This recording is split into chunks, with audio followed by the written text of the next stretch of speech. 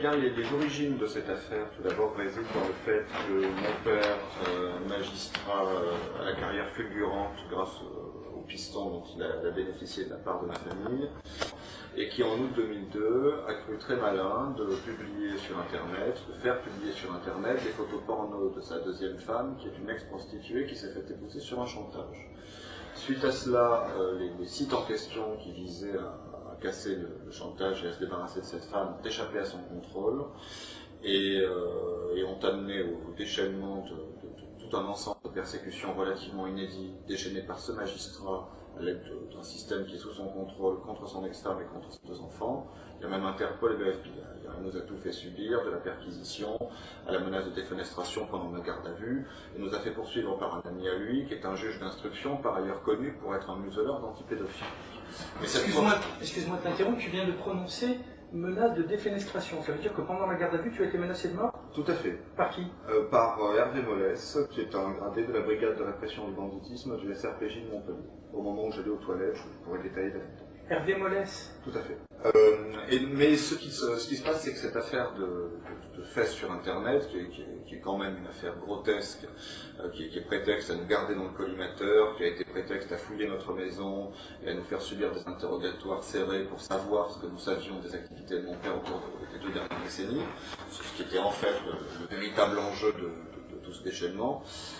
Cette affaire grotesque, donc, disais-je, n'est que l'arbre qui cache la forêt, puisqu'elle a amené à la découverte d'un volet de l'affaire Allègre qui normalement aurait dû rester secret à tout jamais et qui a éclaté suite au fait que mon père, lorsque ces sites ont échappé à son contrôle, se sont retrouvés entre autres dans le magazine Entrevue, plus tard dans François, a été saisi de panique, a fait chanter les mauvaises personnes, a obtenu par ce chantage à la fois des garanties écrites d'impunité offertes par la chancellerie et par le garde des Sceaux Dominique Perben, et donc s'est retrouvé par la suite terriblement menacé de mort par les forces qu'il avait essayé de faire chanter, c'est-à-dire tous ses petits amis du système, et donc suite à cela, venu nous déballer tout ce qu'il savait au sujet de ce fameux volet secret de l'affaire. Donc j'en étais à ce volet de l'affaire Allègre que nous n'aurions jamais dû connaître et qui serait normalement resté secret à tout jamais et qui a éclaté suite à un enchaînement d'événements que mon père ne contrôlait plus du tout. Craignant que ces sites internet ruinent sa carrière, surtout à partir du moment où ils ont été repris donc par certains médias de presse écrite, outre les garanties écrites d'impunité qu'il a obtenues de la part de la chancellerie et de Dominique Perben en personne, il n'a pas pu résister à utiliser ses méthodes habituelles de maître chanteur. Notre père est quelqu'un qui depuis plusieurs décennies était comme un dragon sur un tas de dossiers compromettants, de documents de toutes sortes, dont des photos qu'il s'était ménagées au cours de ces dernières années. Notre père est venu nous trouver à Toulouse alors que nous étions encore étudiants pour nous dévoiler ce que nous racontons d'ailleurs dans les interviews qu'ont publié les différents sites internet mentionné en introduction, c'est-à-dire l'existence d'un groupe secret de gens de pouvoir de tout type de milieux, la politique, la finance, il nous a parlé de gens des milieux médicaux, même universitaires. Ce groupe secret recrutait beaucoup dans les milieux judiciaires et même les policiers haut gradés y étaient très appréciés. Et il s'agirait d'un groupe secret dont les activités consistent à mener des sortes de cérémonies dans le plus grand secret, où l'on conjugue des pratiques aussi étranges et uniformément dégoûtantes que la sexualité de groupe, la scarification. Il a évoqué devant nous des images vous faire drécher les cheveux sur la tête. Il nous parlait de chair calcinée, de brûlures de cigarettes, de chair transpercée. Il nous disait que les personnes qui étaient torturées, parfois tuées à l'occasion de ces séances, déjà les personnes tuées n'étaient jamais consentantes, et que parmi les personnes torturées, il y avait des malades qui réclamaient ce genre de traitement, et puis des personnes non consentantes, parfois des enfants, qui étaient d'abord torturés puis mis à mort, le tout filmé, faisant l'objet d'un trafic de cassettes vidéo illégales qui s'échangerait à des prix fous sous le manteau. Il nous a dit que les proies de ce groupe de prédateurs de la haute société étaient recrutés dans les couches les plus basses de la société et parmi les catégories de personnes que personne n'irait rechercher. Il nous a parlé de prostituées, il nous a parlé de clodos, je cite le terme employé par un magistrat. Il a même mentionné parfois des étrangers en situation irrégulière, suivant ce qui leur passait sous la main, j'imagine.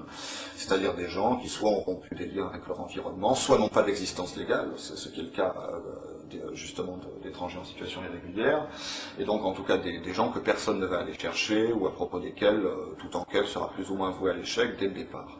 Et puis alors bien entendu, les membres de ce groupe, de par les positions influentes qu'ils occupent, sont à même, dans le cas où certaines affaires menaceraient de sortir, eh bien de les couper dans l'œuf en manipulant les leviers qui sont les leurs, d'autant qu'ils se tiennent tous entre eux par la barbichette. Donc ce qui se passe, c'est que notre père se sentait sa vie terriblement menacée, parce que au moment où il a cru que sa carrière était ruinée du fait des fuites qu'il avait eues à propos des sites internet, qu'il a fait pareil sur sa deuxième femme.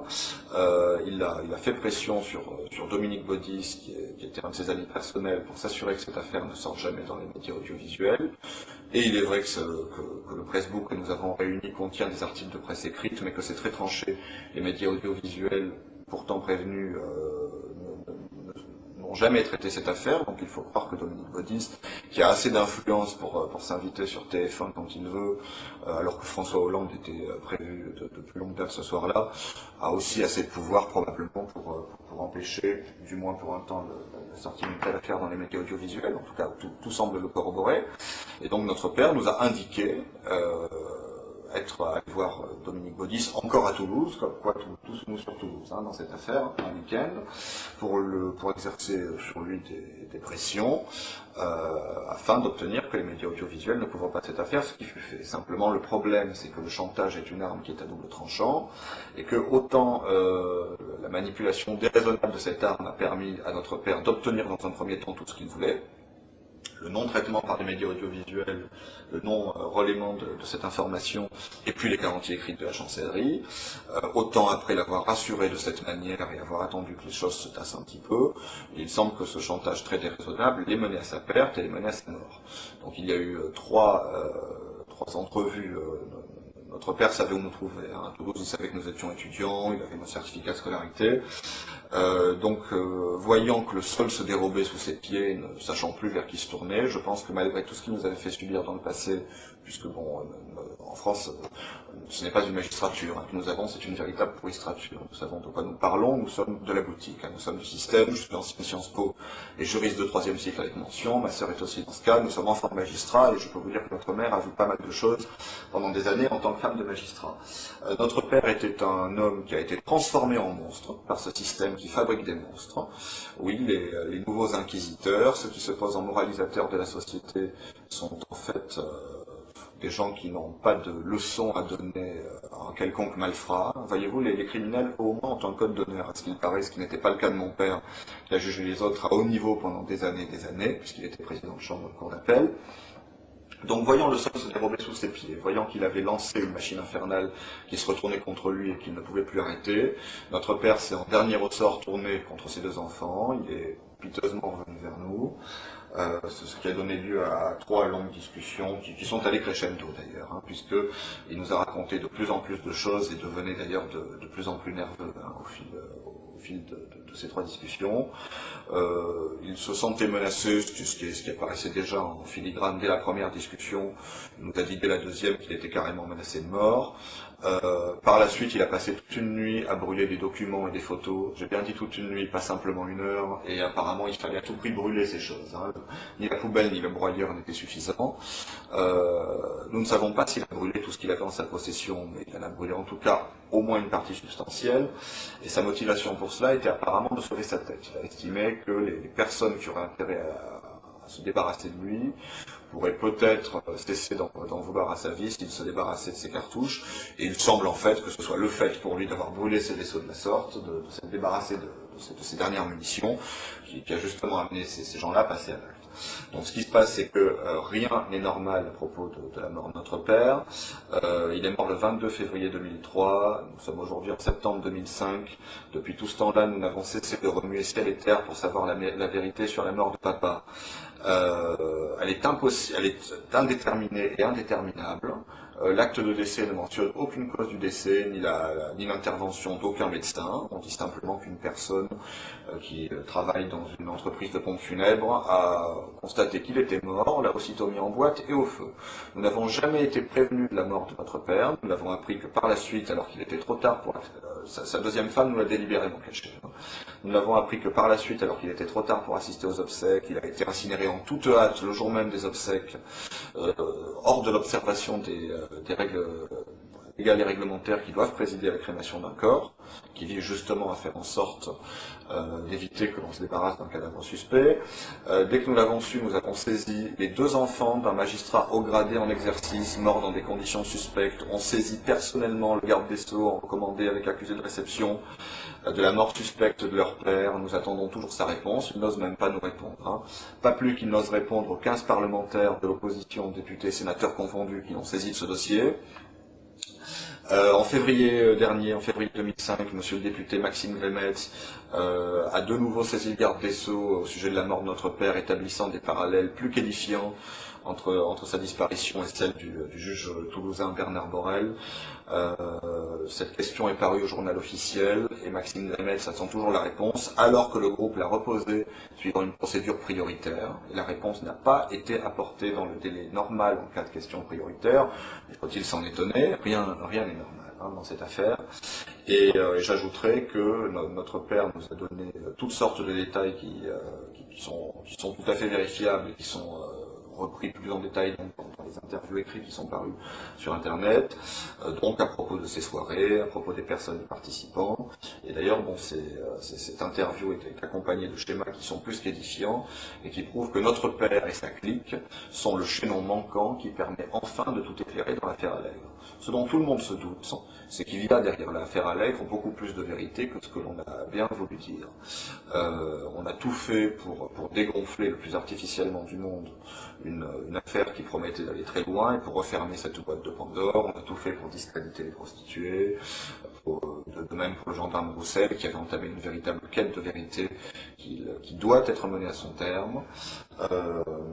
Mais ce qui se passe, c'est que jusqu'à présent, tout ce que le grand public a pu savoir, vu tous les efforts qui ont été déployés pour étouffer cette affaire, et dont les efforts déployés par Dominique Perpen, qui a envoyé tout de suite sur Toulouse un membre du parquet qui est affectueusement surnommé par ses collègues l'effaceur, par rapport à ce fait d'armes passé dans d'autres affaires impliquant le pouvoir. On retrouve toujours les mêmes personnes un petit peu partout. Bon, devinez pourquoi Perben s'est impliqué dans l'affaire Roche. C'est compromis à voler au secours du moins défendable des magistrats et essaye en même temps d'étouffer l'affaire Allègre. Ce qui se passe, c'est que notre père, Jean Cubiec, un ami intime à lui, un compagnon de promotion de l'ENM, qui assistait à son mariage avec ma mère, que j'ai rencontré à plusieurs reprises pendant mon enfance, ainsi qu'un certain nombre d'autres, sont tous très liés et il y a plein de données factuelles qui permettent de le prouver. Je pense par exemple à un ensemble de faits entre mille. Le couple Ignacio, le mari étant cité dans le dossier Allègre, est un couple qui s'est connu alors qu'ils étaient en poste au Havre, et mon père était leur supérieur, et beaucoup plus haut puisqu'il officiait à la cour d'appel de Rouen, donc dans le même ressort de cour d'appel, et c'est là qu'il les a connus. Cubiec a été à la fois le supérieur immédiat de Bourraguet et le subalterne immédiat de Wolf. Il est aujourd'hui encore le supérieur immédiat de Bourraguet, si je n'ai pas mon schéma sous les yeux. Mais il y a tout un ensemble de corrélations, de dates, de lieux, de faits, de liens entre tous ces gens, qui font que tout ce qu'on voyait dans le premier traitement de l'affaire Allègre, qui a mené à ce non-lieu qui est aberrant, ce sont quelques bulles qui crevaient la surface, mais qu'on n'arrivait pas à connecter. Mais il y a un véritable volet roche de l'affaire Allègre, de cette affaire Allègre, qui permet de compléter le schéma et de comprendre enfin la vérité. Et la vérité, c'est que c'était facile de charger Patrice Allègre comme bouc émissaire, serial killer. Donc voilà, forcément, il s'agit d'un serial killer qui a agi seul, qui explique tout, et donc on ne se soucie pas de ses commanditaires et de ce groupe secret qui utilisait Patrice Allègre, qui est peut-être par hasard un psychopathe, comme homme de main. Comme exécuteur. Bon, j'apprends que Marc Bourraguet prenait l'apéritif avec Patrice Allègre. Pour se dédouaner, il dit « Patrice Allègre m'a été amené par un ami commun ». Or, figurez-vous que cet ami commun a été décrit par la presse comme bien connu dans les milieux de la cocaïne toulousaine. Alors, il faudrait qu'on m'explique ce qu'un serial killer qui échappe bizarrement à toutes les investigations de police, et quelqu'un de bien connu dans les milieux de la cocaïne toulousaine font à prendre l'apéritif le plus amicalement du monde chez un procureur. Je constate que Bourraguet est encore magistrat, ça me semble inconcevable.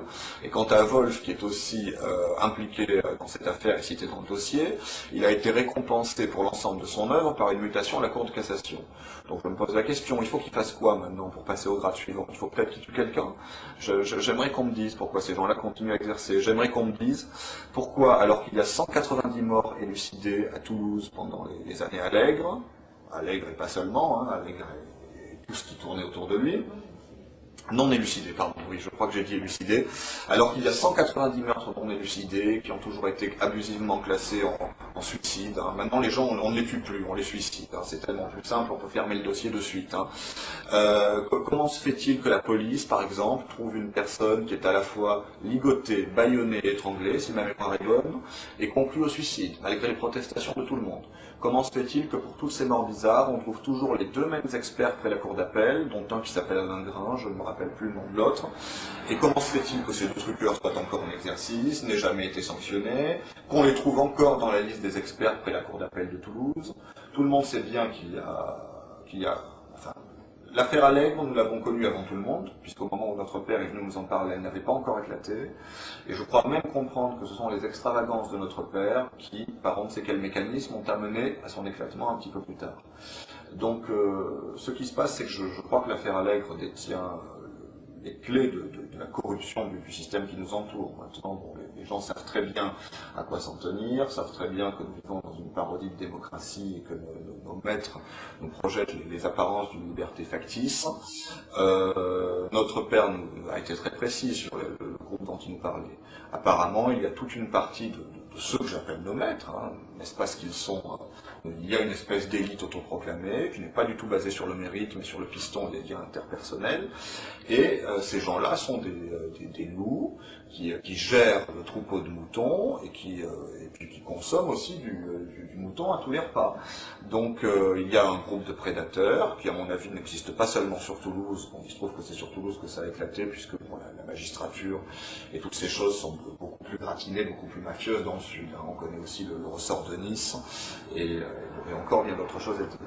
Mais le peuple doit être conscient qu'on le trompe, que sa pseudo-élite autoproclamée qui le trompe depuis beaucoup trop longtemps est en fait un ramassis d'opportunistes, d'arrivistes qui nous ont réduits en esclavage sans qu'on s'en aperçoive, qui ont pris le contrôle de nos vies et qui donc estiment pouvoir exercer une prédation sur le troupeau, pouvoir transgresser toutes les lois, y compris celles de la morale et de la décence la plus basique, alors qu'ils sont eux-mêmes chargés de les faire respecter et eux-mêmes payés pour nous les faire respecter. Et donc, bon, c'était très clair, notre père nous a parlé d'une sorte de secte, donc, derrière lequel il y avait d'ailleurs une sorte de corpus idéologique. Qu'est-ce qu'on raconte? Donc, comment fonctionne cette secte? On approche les gens qui ont de la puissance. Si on n'a pas de pouvoir, on n'est pas intéressant, on reste dans la piétaille. On reste dans le troupeau. Alors à partir du moment où quelqu'un a du pouvoir, où il peut servir, où on est bien entre soi, on songe éventuellement à le recruter. Du moment qu'on a décelé chez lui, bien entendu, la corruption morale qui fait de lui un membre propice. On ne veut surtout pas recruter quelqu'un qui pourrait faire éclater le groupe ou qui pourrait dénoncer ce à quoi il a assisté. Donc on recrute des gens qui semblent intéressants et chez lesquels on a décelé cette espèce de vocation que je qualifierais de diabolique, de participation à ces activités. On l'invite d'abord à des soirées moins extrêmes que celles que la personne sera amenée à connaître par la suite, mais au cours desquelles on l'enferme, en filmant ce qui se passe dans ces soirées, en y faisant participer, ce qui permet de s'assurer de la loyauté future du membre et qui ne parlera jamais à personne. Puis ensuite on passe à des choses de plus en plus sérieuses, et la morale, si j'ose dire, l'idéologie qui sous-tend ce groupe et qui est très grave par rapport à ce qu'il révèle sur le fonctionnement réel de notre société. On raconte aux membres de ce groupe qu'en quelque sorte, toutes les règles qu'on leur a mis en tête depuis le début, que ce soit à l'école, dans la société, etc., sont des limitations à leur liberté qui les empêchent d'atteindre la quintessence du genre humain, et qu'il faut donc rejeter toutes les règles, à commencer par les lois, par la morale, par la décence, et qu'il y a nécessité de transgresser ces règles, de violer parfois littéralement tous les tabous pour faire sauter des sortes de verrous que l'on mettrait dans nos têtes depuis l'enfance. Et donc c'est ainsi que l'on commence par le viol, la torture, et pour en arriver au meurtre. Donc voilà des gens qui en effet après sont complètement débridés, imbus de leur pouvoir, et qui sont amenés, en s'encourageant les uns les autres, à aller toujours plus loin dans l'horreur. Donc il y a plein d'affaires ces derniers temps, et il y en a de plus en plus, il y en aura toujours plus, je crois, malheureusement, qui ont permis au grand public d'avoir quelques lumières, quelques fugitives lumières sur ce qui se passait vraiment. Je pense à toutes ces disparitions de gens, à toutes ces disparitions d'enfants.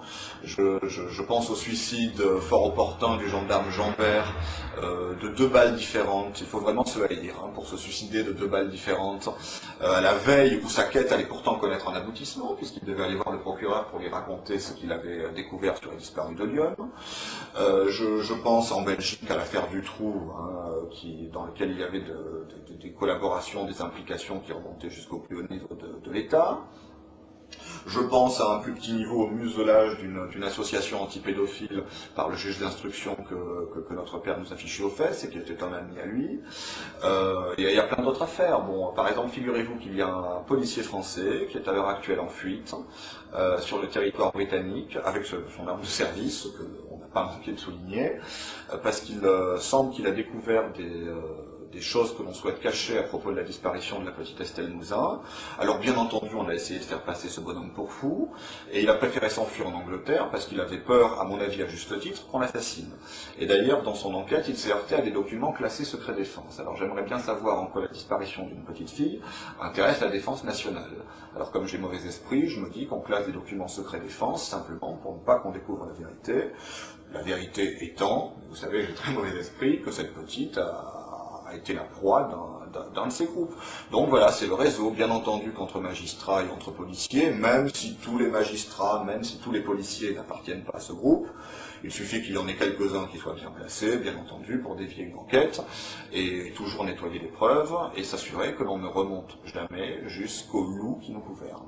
Nous sommes des moutons gouvernés par un troupeau de loups. Notre mère a pu voir à l'époque, quand elle assistait à des repas de magistrats où on discutait la veille ou l'avant-veille d'un procès, de comment mon père allait truquer le procès du lendemain, elle était ressortie de ces repas entre nos tables, déjà, avec la ferme impression que nous ne sommes tous que des moutons comparaissant devant des tribunaux de loups quand on nous traduit en justice, en tout cas quand les affaires ont une quelconque importance. Et ce qui nous motive aujourd'hui, nous avons une double motivation aujourd'hui à dévoiler la vérité, en sachant que nous n'avons pas la moindre confiance ni en la justice, ni en la police, ni dans le système judiciaire.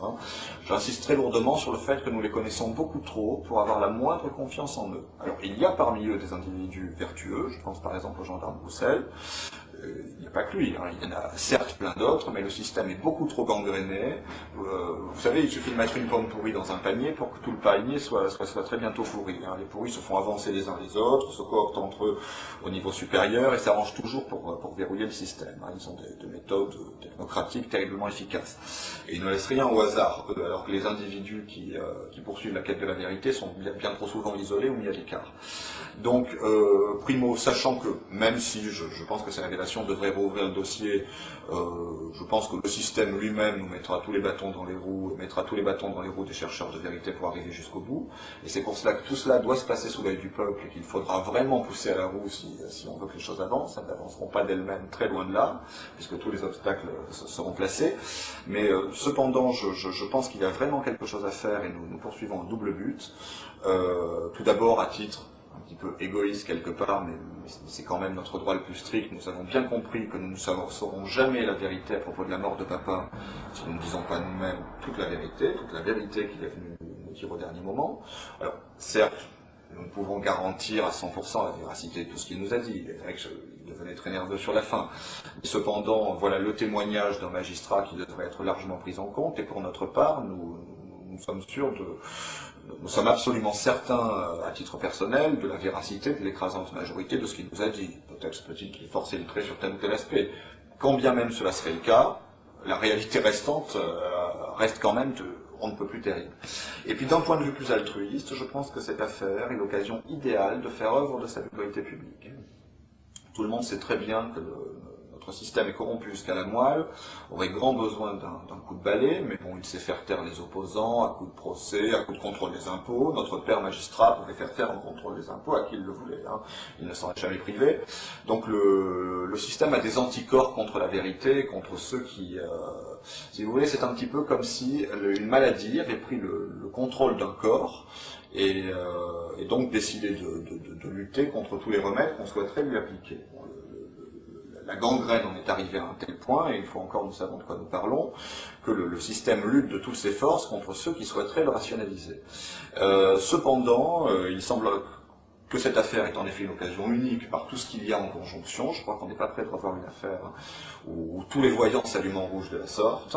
Et il semble en plus, alors que normalement personne n'aurait jamais su la vérité, que notre père soit en quelque sorte la ficelle sur laquelle il faut tirer pour dévider enfin toute la bobine et pour que le peuple retrouve enfin ce à quoi il a droit, c'est la vérité, la terrible vérité. Oh, c'est une vérité qui fait très mal, une vérité qui fâche, surtout dans les plus hautes sphères. Mais nous recherchons la vérité et nous n'arrêterons pas tant que nous, tant que vous, tant que nous tous, nous n'aurons pas toute la vérité sur ce qui se passe dans ce pays. Je vous remercie de m'avoir laissé m'exprimer librement sur votre antenne. Voilà, donc ce qui se passe, c'est que cela fait 2 ans, plus de 2 ans et demi, que mon frère et moi-même nous nous battons pour connaître la vérité pour élucider la mort de notre père. Notre père était magistrat et non des moindres, puisqu'il était président de chambre après la cour d'appel de Montpellier en dernier temps, dans les 6 mois qui ont précédé sa mort en fait. Et nous ne parvenons pas, mon frère et moi, à savoir dans quelles conditions notre père est décédé. Nous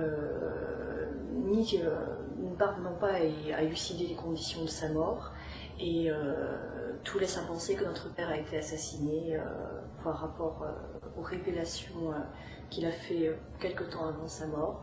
Il est revenu vers nous pour nous faire des révélations plus que troublantes, et il est vrai que notre frère et moi, nous devions de dire toute la vérité sur ce qu'il nous a rapporté quelque temps avant sa mort, pour nous aussi avoir un espoir de découvrir un jour ce qui s'est passé réellement ce 22 février 2003, jour de sa mort. Donc notre père a commencé sa carrière à Toulouse en tant que substitut du procureur, et c'est à cette époque-là qu'il a noué bon nombre de relations. Il était un ami intime de Dominique Baudis, et il connaissait bon nombre de personnalités ayant été citées dans le dossier Allègre. Et à plusieurs reprises, relativement peu de temps avant son décès, il a souhaité voir ses enfants, ses 2 seuls enfants, pour nous faire, à mon frère et à moi, des révélations à ce sujet-là.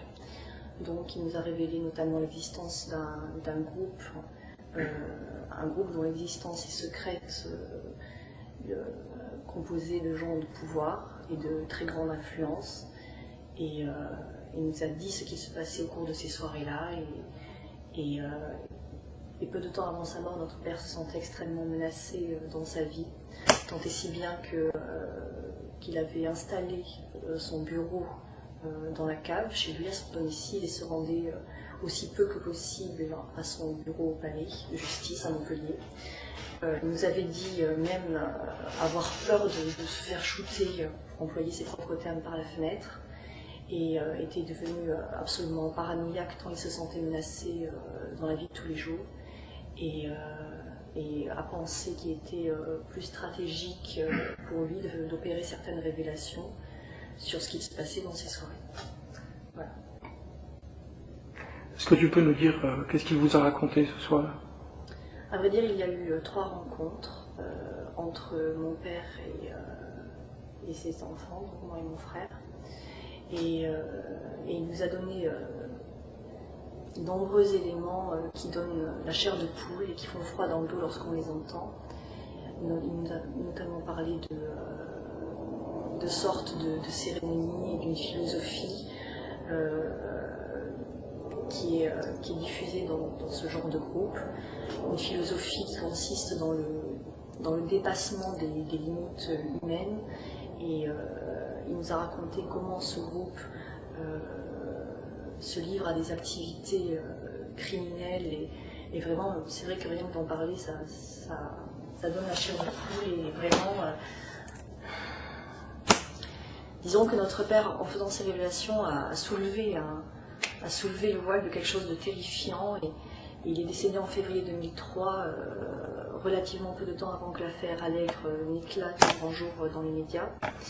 Depuis que cette affaire a éclaté, bon nombre de personnes ont tenté de discréditer cette affaire et ont discrédité les gens qui souhaitaient faire avancer la vérité.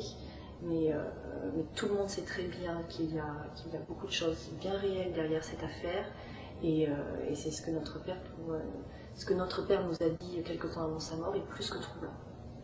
Et cette mort est inexpliquée encore à ce jour. Et nous, ça fait 2 ans et demi qu'on se bat pour savoir la vérité. Cela fait également plus de 2 ans que l'on a saisi personnellement par lettre ouverte le garde des Sceaux Dominique Perben de la mort de ce magistrat haut gradé en exercice. Et cela fait plus de 2 ans qu'il ne nous a pas répondu, et jamais il ne nous sera répondu.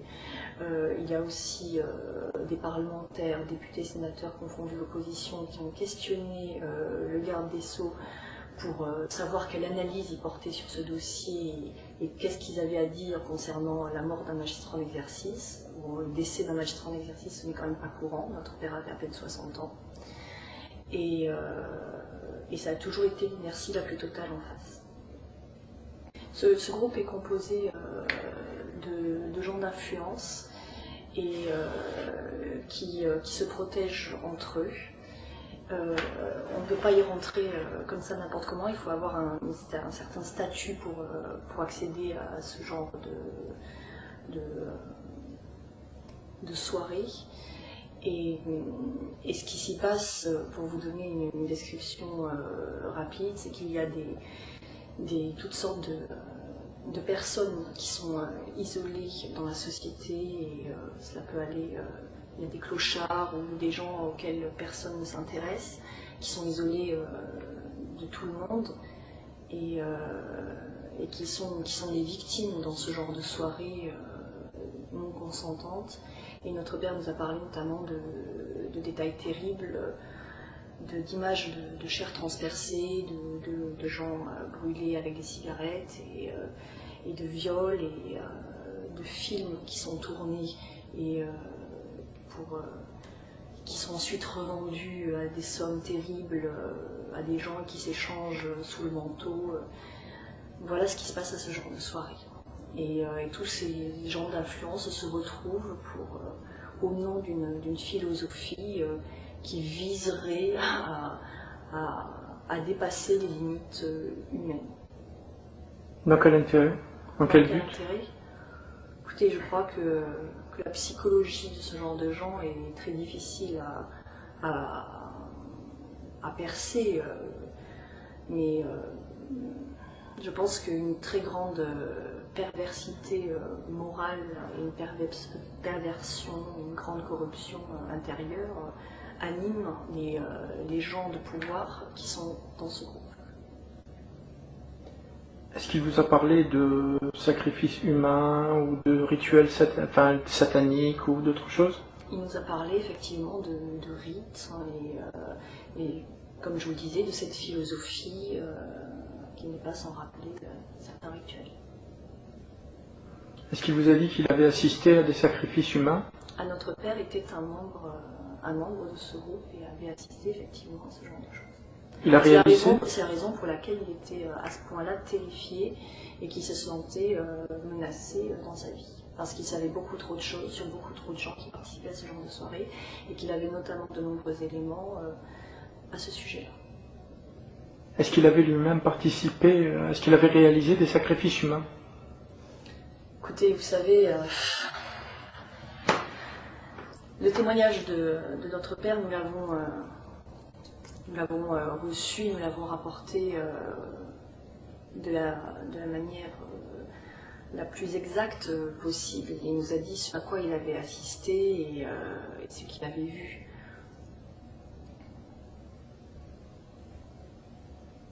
Qu'est-ce qu'il a vu? Ce que je vous décris, et ce qu'il nous a décrit à mon frère et à moi. D'accord.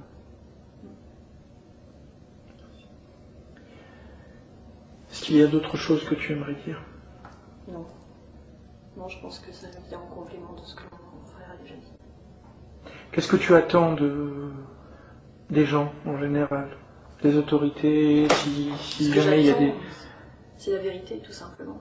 C'est la vérité parce que nous savons pertinemment que notre père n'a pas connu une mort naturelle et ce que nous cherchons plus que tout, c'est la vérité sur la mort de papa. Elle nous est due. Il y a déjà sur le moment, lorsque notre père nous a révélé tout ça, j'ai perçu très durement. Ça c'est évident. Et je pense qu'aujourd'hui, le fait de le révéler publiquement peut réellement nous aider à découvrir la vérité. Et je pense que ce genre de choses, aussi graves soient-elles, doivent être connues du grand public. Et les gens doivent savoir ce qui se passe dans les coulisses de la société. Les gens doivent savoir ce que les gens de pouvoir et les gens d'influence que l'on dit respectables font de leur hobby. Et tout cela ne doit pas rester secret, doit être révélé au grand jour. Donc j'aspire à un grand souffle de vérité.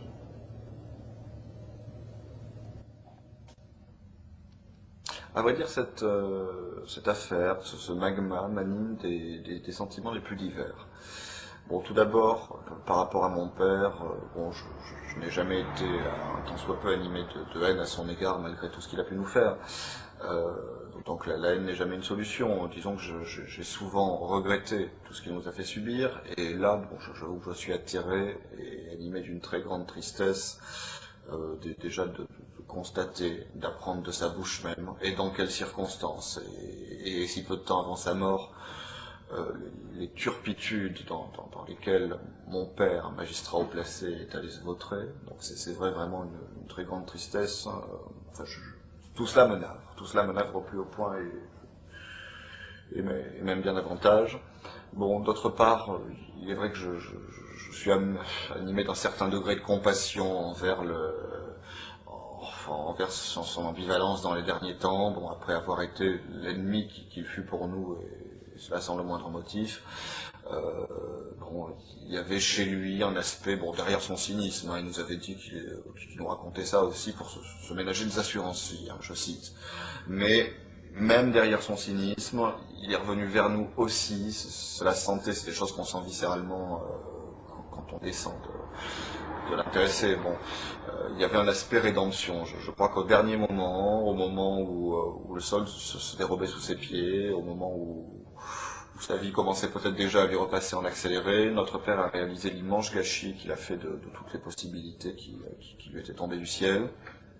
C'est quelqu'un qui a eu toutes les chances et qui a tout jeté avec le pied et qui s'est même donné de la peine, hein, pour faire du mal gratuitement aux autres. Je pense qu'au dernier moment, il a eu une mauvaise conscience terrible, peut-être une grande peur aussi de ce qu'il attendait au-delà de cette mort qu'il sentait approcher à grands pas. Et il est venu nous voir un petit peu comme on serait venu voir un confesseur, je pense, au-delà de l'aspect utilitaire qu'il y avait dans sa démarche. Il y avait un repentir. On peut douter de sa sincérité, et qui sait ce qu'il serait arrivé d'ailleurs si la situation s'était rétablie dans son état antérieur. Peut-être que nous aurions eu de nouveau un ennemi face à nous. Mais il y avait en tout cas une sincérité du moment, une quête de rédemption dans ces dernières confessions d'un homme qui a contemplé l'abîme et qui se retrouve poussé par-dessus le bord par ses compagnons de route lors de ces dernières années dans ces explorations abyssales je pense, des profondeurs du mal dont peut être capable l'être humain. Je pense que ces gens-là, si vous voulez, très imbus de leur pouvoir, finissent par se prendre pour des demi-dieux, et plus du tout pour des humains, pour des gens qui n'ont plus à respecter aucune règle, et qui n'ont plus qu'à explorer l'étendue de leur pouvoir et des turpitudes et des abus qu'ils peuvent se permettre, comme s'il y avait une espèce de course vers le pire, de record à battre en la matière. Il semble que notre père était bien placé dans cette course. Bon, et puis d'autre part, d'un point de vue plus général, il s'agit des sentiments finalement personnels, de regrets face à tout ce gâchis, à notre sujet. Je pense aux victimes, bien entendu. Enfin, à ce système de mort, à cette expression d'un véritable système de mort dont notre père était partie intégrante.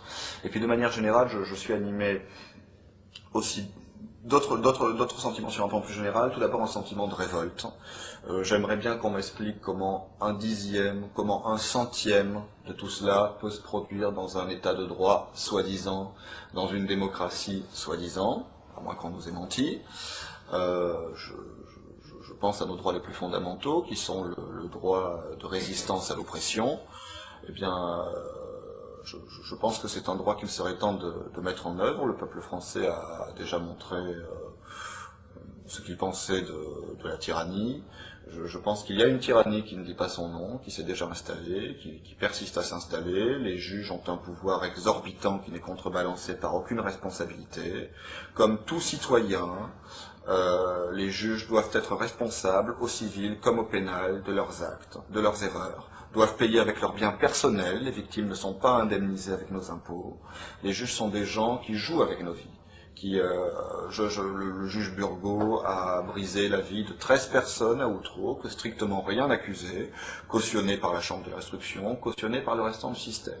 Comment se fait-il qu'un juge peut, simplement le plus discrétionnairement du monde, décider que 13 personnes doivent passer 3 ans en prison alors qu'elles n'ont pas été condamnées par un tribunal, et puis le tout sera ensuite financé à 100 000 € chacun par nos impôts, et le dit juge, le juge Burgot, sera récompensé pour l'ensemble de son œuvre par une promotion au parquet antiterroriste de Paris,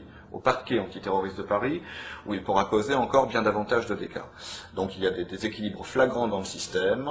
Je pense que le système n'est pas réformable et qu'il est temps que le peuple qui avait confié le pouvoir judiciaire est un pouvoir qui n'appartient qu'au peuple. Ce pouvoir a été confié aux juges pour servir. Ils l'ont détourné en moyen de domination mobilisé pour asservir. Il est temps que le peuple se mène à nouveau de ses propres affaires, qu'il a trop longtemps déléguées aux mauvaises personnes.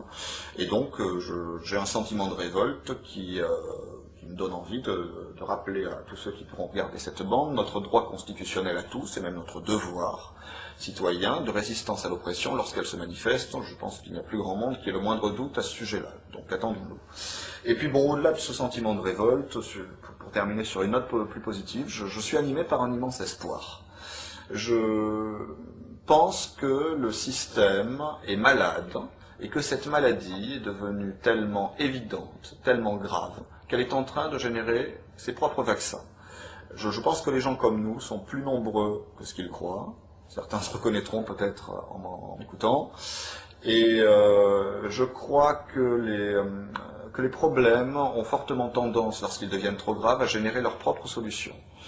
Cela fait beaucoup trop longtemps que le vase déborde, et je pense que cette affaire est l'occasion idéale, en dévoilant enfin des choses pour lesquelles on n'aura épargné aucun effort pour les dissimuler au peuple.